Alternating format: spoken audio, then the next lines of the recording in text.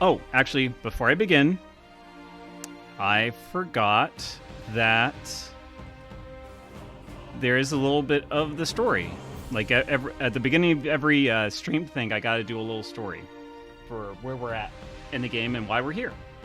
So let me get to that page. So Curse of the Azure Bonds. All right, so we're going to discuss a little bit about the Dalen's important power groups.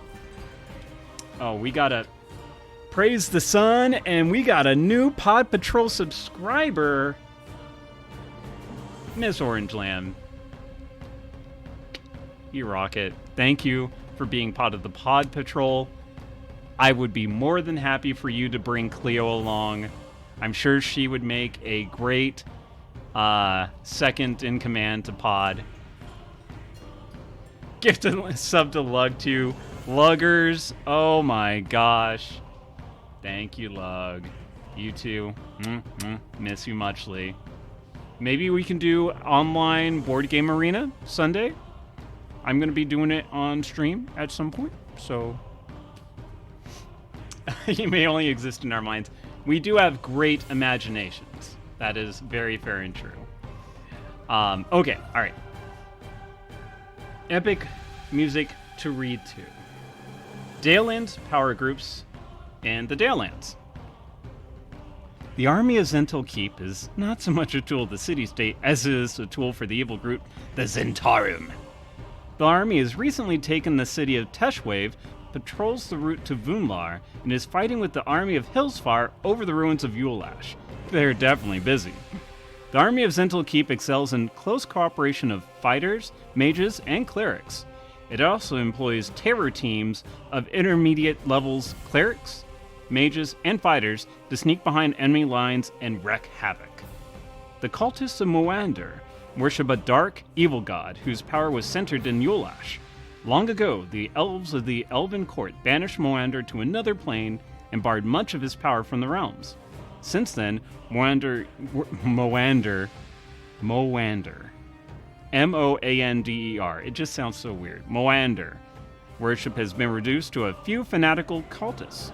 These cultists are central in creating the first Azure Bonds, cue name of the game, and temporarily brought Moander back into the realms. Oh, well, Luggers, thank you for joining the Pod Patrol. You are amazing.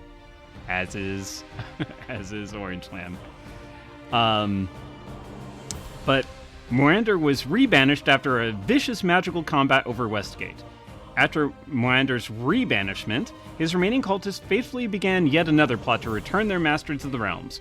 Moander's symbol is a black hand with a mouth in its palm. Elminster the Sage is the most famous resident of Shadowdale, also the most famous resident of Forgotten Realms, so to speak. He's a powerful magic user of unknown age.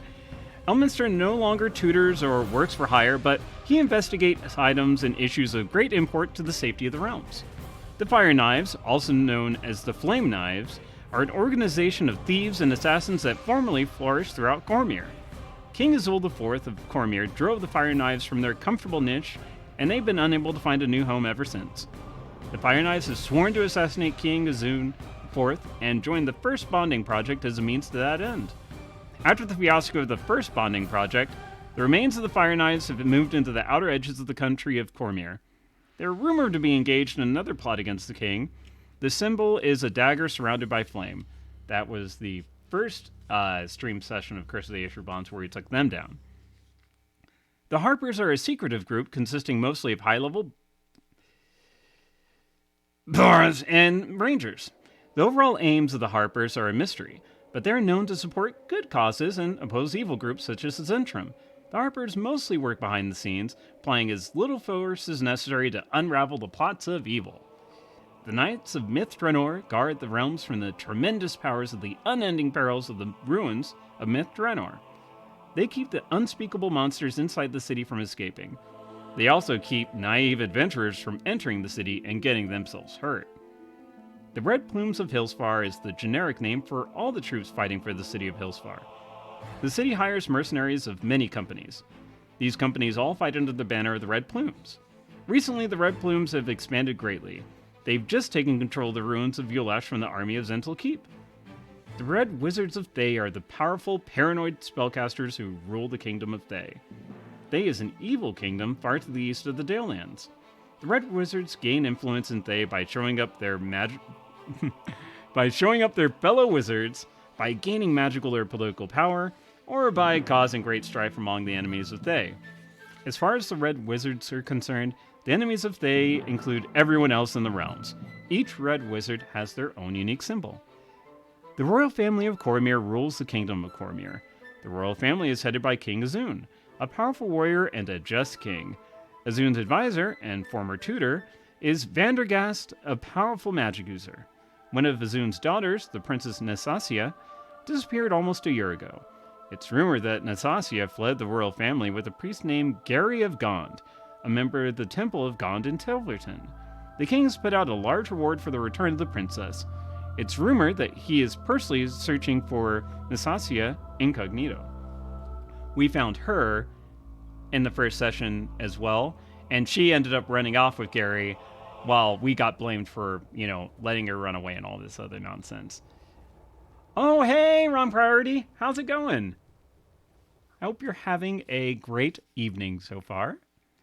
I'm sad I didn't get to catch much of yesterday's stream. What was that game about? Echo, I think?